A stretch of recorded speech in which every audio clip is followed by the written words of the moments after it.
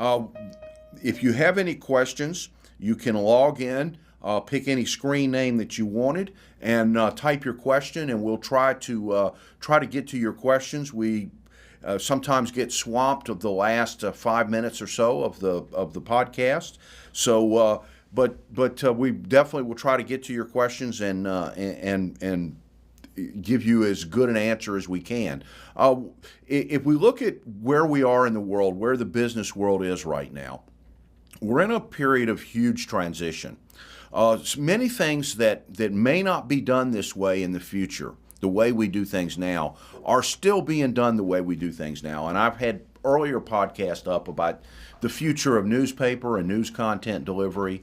I've had podcasts that where I've talked about kind of the future of television and what's going to happen in the television world, or the traditional model where the people sit there and watch their television live.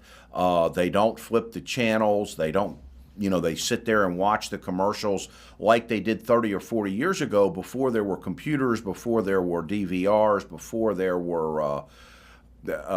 before we had 150 channels that somebody could flip through. It could take an hour and a half just to flip through and see what's on every channel on your television now. And so, but I think many of the advertisers and many of the TV companies, they're still working in the old world. Many businesses still advertise in the paper newspaper, even though if you can talk to my students, you talk to young people, they don't get their news from the paper newspaper anymore, the physical newspaper anymore. So many of the areas of marketing, advertising, and what used to be companies that used to spend all of their energy and focus on advertising are now looking at new things. They're using search engine marketing. They're giving Google and other search engines a lot of money for click-throughs and to come up at the top 10 or the first tier of the search criteria whenever people enter anything related to their type of business. People are using social media, Facebook and Twitter. Their ability to, particularly Facebook's ability to target directly, is attracting a lot of interest among businesses. And so we are in a period of really massive transition.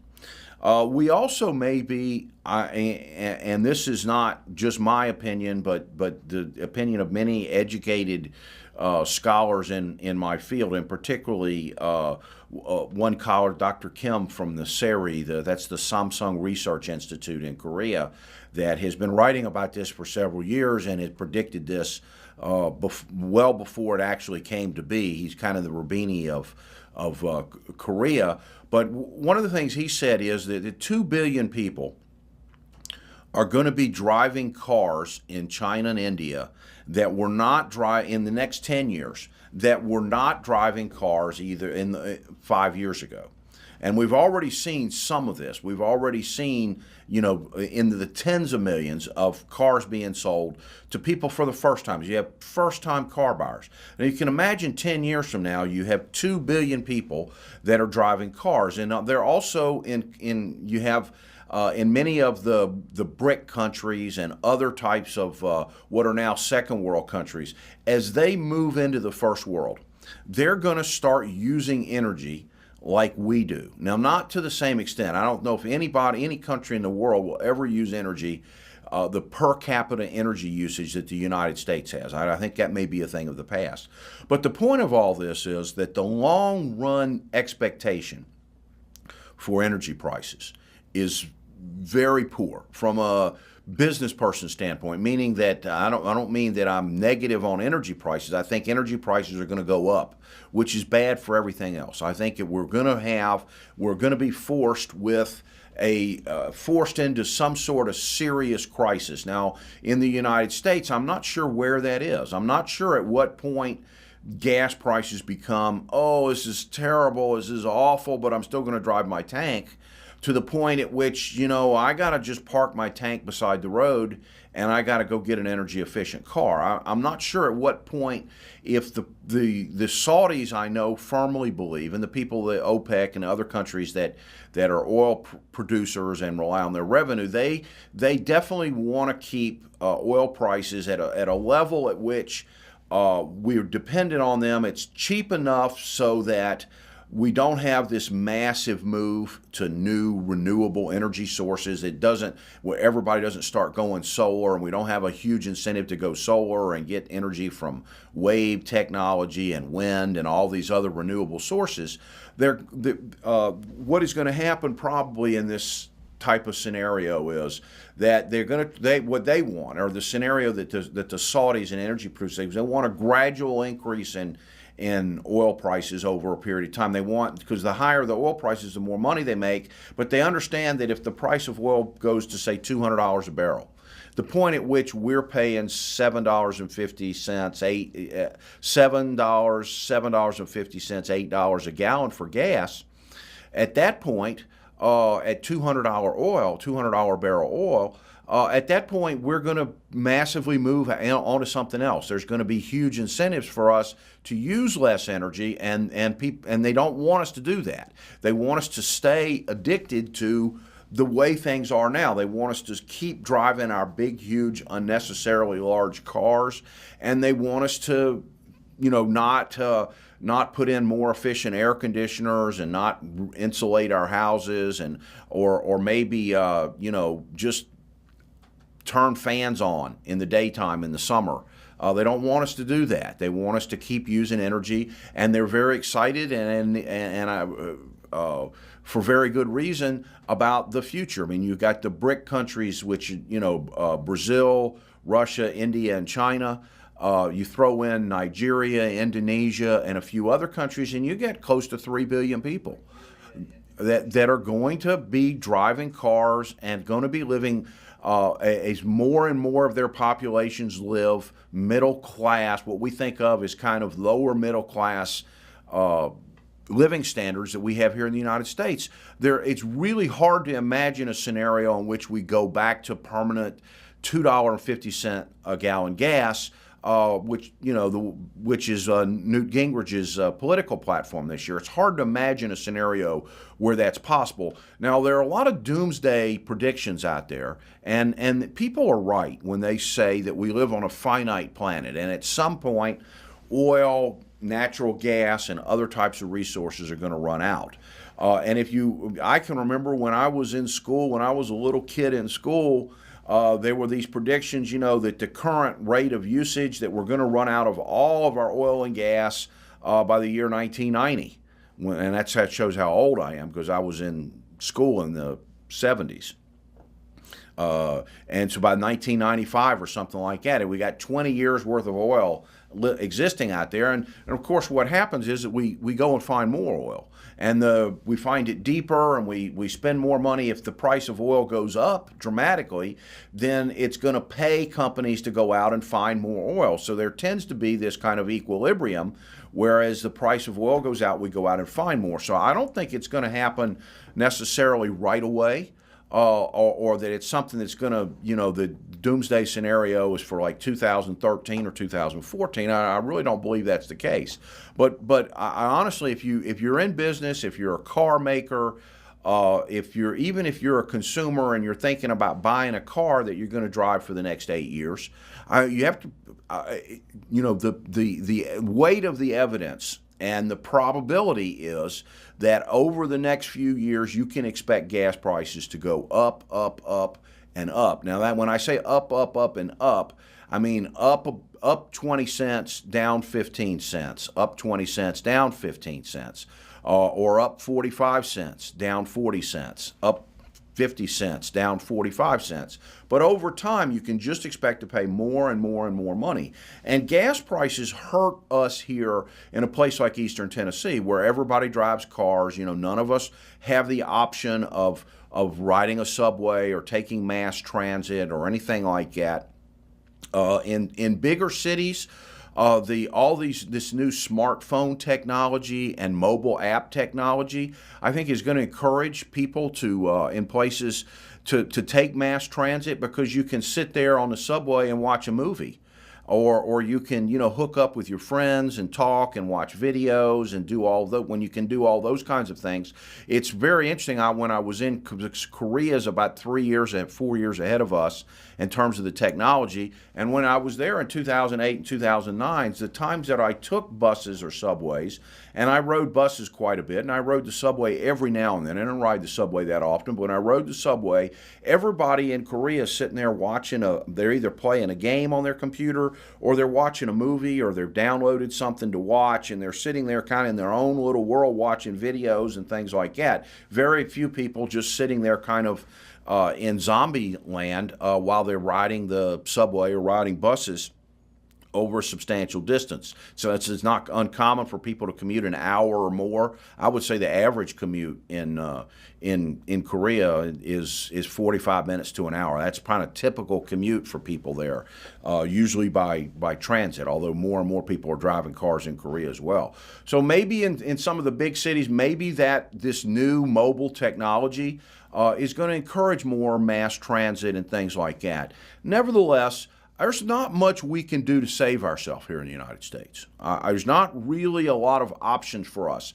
Maybe this oil shale thing is going to lead to a situation where we, once again, like we had for much of the early half of the century, we had the cheapest energy in the world. We had more coal, we had more oil, we had more than everybody else, and energy was cheaper here, and it gave us a tremendous edge in manufacturing and helped us win 2 world wars and save the world from fascism and from Kaiserism, or whatever you want to call Kaiser Wilhelm in World War I. It's possible that we might do something like that. Liquid natural gas we have a huge edge in that. It's very cheap right now. It's the one energy source that we can look optimistically about. But over the long run, I think that gas prices, energy prices are going to be, they said 100 years of oil when I was in school in the 60s. Yeah, I remember 30 years.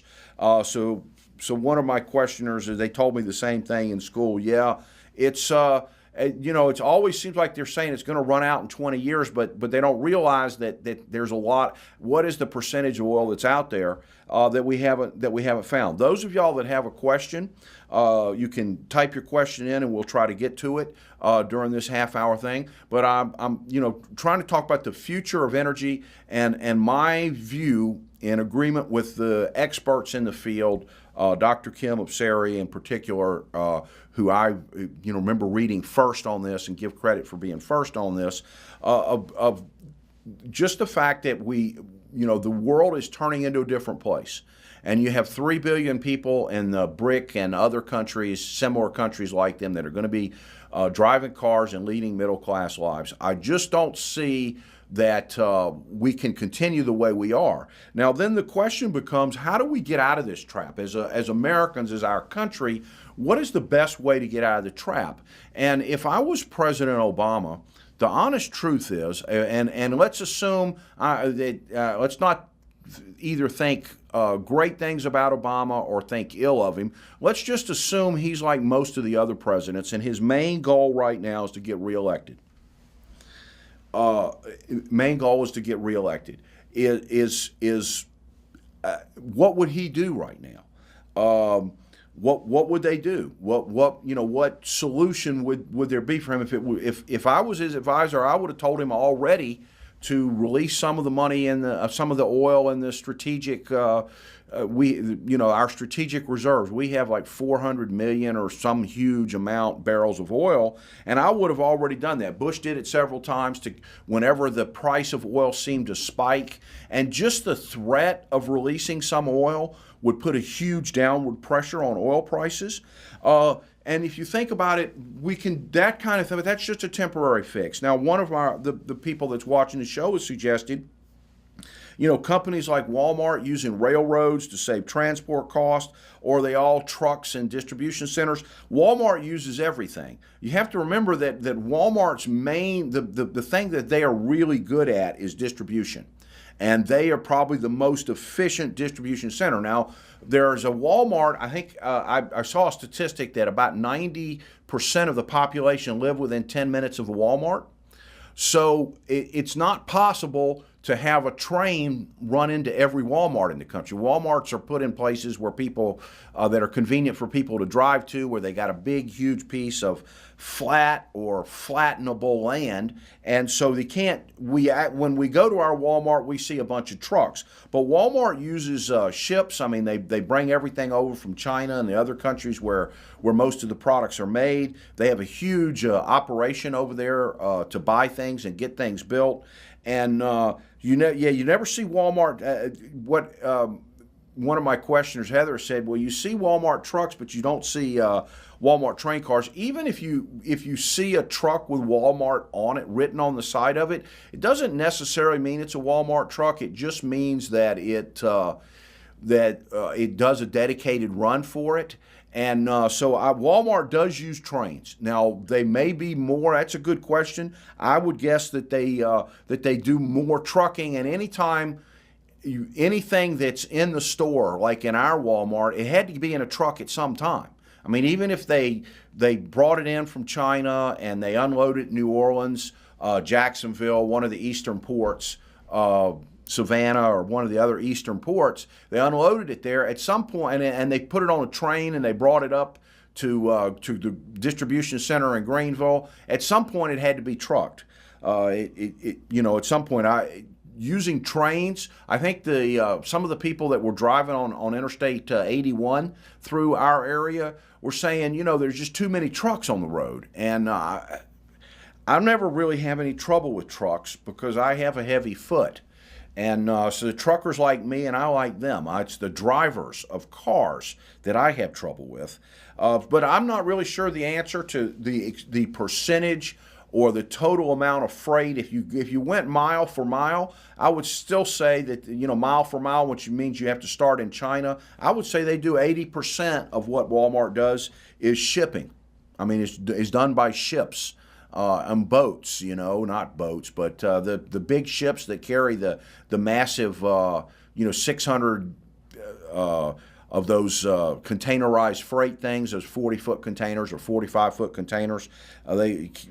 That's where, if you went mile for mile, that's where most of it is. Now, once you get inside the United States, our train system is not sufficient to carry a huge percentage of the goods in this country.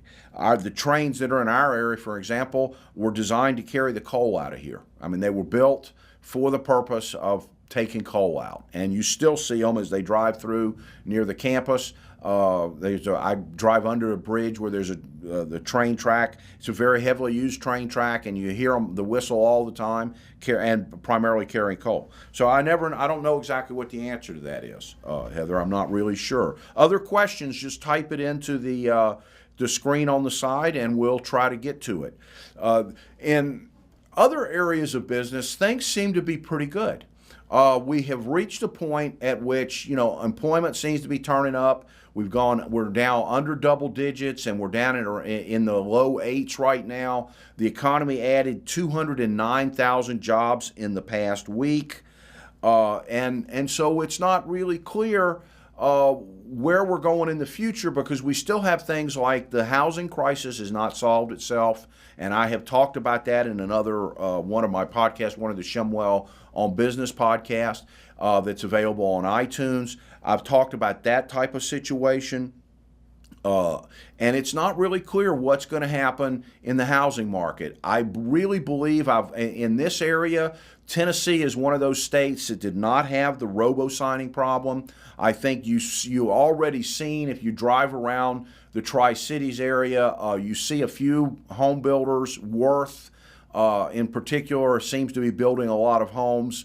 And there's a lot more construction activity. But I've also talked to several other business people that are in the field, and they say there's not anywhere near the amount of construction that we had during the boom. We may not ever get back to what happened in particularly if you're talking to people in Arizona, Las Vegas, Florida. We may not ever have another real estate boom like we had in the period from 2004 to 2007, 2008. So it's that may never happen again. But the Tri-Cities, because we don't have the judicial foreclosure process in Tennessee, and we didn't have a huge run-up in prices here. The Tri-Cities seems to have weathered the crisis, and I welcome a realtor or somebody that's in the field.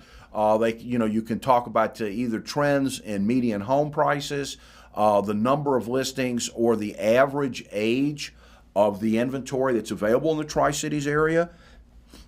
I have a question here about sustainable neighborhoods being built. Is that just a fantasy, like new neighborhoods?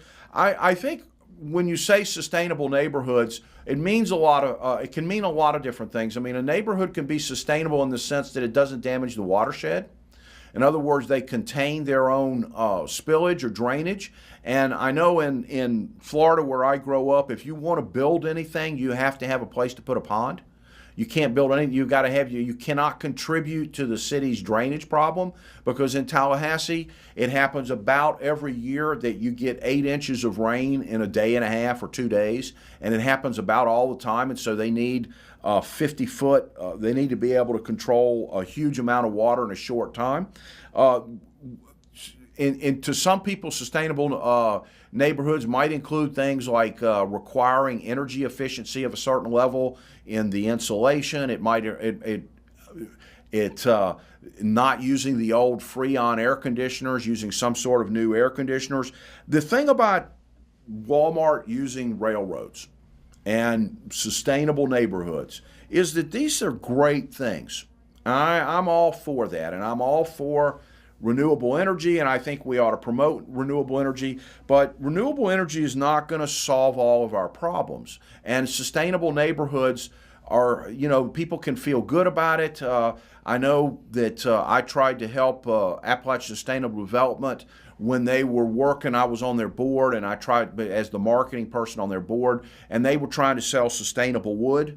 Wood that had been, harvested in a sustainable manner. I think they used horses, and they didn't cut all the trees down. They didn't go in and clear cut. They cut every other tree or every few trees, and that was a really great concept from an environmentalist standpoint. But from a business concept, it never really worked, because wood is kind of wood. With organic food, you talk about organic food versus food that has chemical pesticides and stuff in it. Well, people are putting that in their bodies, and they see the value. If you tell them, okay, this is sustainable wood and it's going to cost you, 20-25% more, but it's sustainably harvested. Unless you're a real hardcore green, it's hard to justify paying 20 to 25% more when you in the wood, which is a major part of the building of your house. So sustainable neighborhoods and those types of things. Most of my experience is that there's some really good things in these new ideas, but some of it's just a marketing gimmick. Some developer has decided that we want to do this in such and such a way, and we want to market it as sustainable, and we want to market it as green, and then we can feel good about ourselves, and the people moving in here will be good. So I'm not really sure the answer, but it's not going to solve our energy problems. Sustainable neighborhoods are not going to solve our energy problems. We're not going to be able to drill our way out of over the long run, our energy problems. We're not going to be at liquid natural gas. Is very optimistic about that, and I think it may make things better for us. We may even be in a situation in a few years from now where people are, they're half the cars on the road, or 20% of the cars on the road are using liquid natural gas, just because it's so much cheaper than regular gas. So I'm optimistic about that, but it's not going to solve all of our problems. If you have any questions, type it in the chat thing next to the screen, and we'll try to get to it. I should tell you that there is a little bit of about a 10 to 15 second lag between when I'm saying something here and when you hear it, but then your questions pop up right away. So in many cases, you probably won't hear you probably won't hear one of the people obviously likes the show because he's going to post a bunch of links so that his bosses don't know what he's doing, but he has to be careful because he don't want his boss to know that he's watching a podcast instead of working. And our producer, David Curry, has encouraged him to post links everywhere. The more advertising, the better, he feels, for the show. So in other areas of business, we seem to be doing really well. I think employment is up. What happens a lot of times when employment rises is that that tends to favor the most employable. People that are most employable. I saw something the other day that white males have benefited the most from the rise in employment, and that a lot of times is the trend. They seem to be able to get jobs quicker than other people. And then also in many families, males are viewed as the primary breadwinner, even if they're not. People feel like they should be the primary breadwinner, and so they have more pressure on them to get back to find jobs and get back to work. We're still nowhere near full employment. We're still at the point at which I know the Federal Reserve has a lot of pressure on it, and they said this week that they would not do any further easing. So there'll be no QE4, quantitative easing 4. They're going to keep interest. They've committed to keeping interest rates low for the next 18 months or so.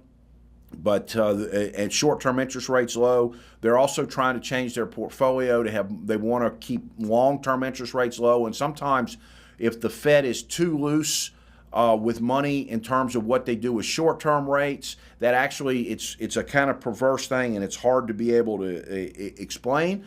But that actually puts more upward pressure on long-term rates. So we got about 3 minutes left. Is that right? We're going 30 minutes. I'm asking my producer. Yes. Okay. We have about 3 minutes left. I'll take one more question. I'll take one more question. I'll try to answer it. And so post the question if you, and we'll take. I guess we have somebody here that's posting a question. His stuff on YouTube. It's a question about me and where my stuff is available. You can watch some of the other stuff that the ETSU has produced for me on iTunes, and then some of it is available on YouTube. I've also make some videos. I've got a couple videos that weren't very good, or at least I wasn't very good and I refused to let them show it on iTunes and stuff like that. So one more question, and we'll finish. But I feel like at this point in the spring, with all this nice weather and all this beautiful sunshine and everything going so great weather-wise and everything, that we are in an optimistic spring, if you will. Sometimes you have in 2008, we had the pessimistic fall or the disaster fall. I think we've overcome that, and we're moving out of that.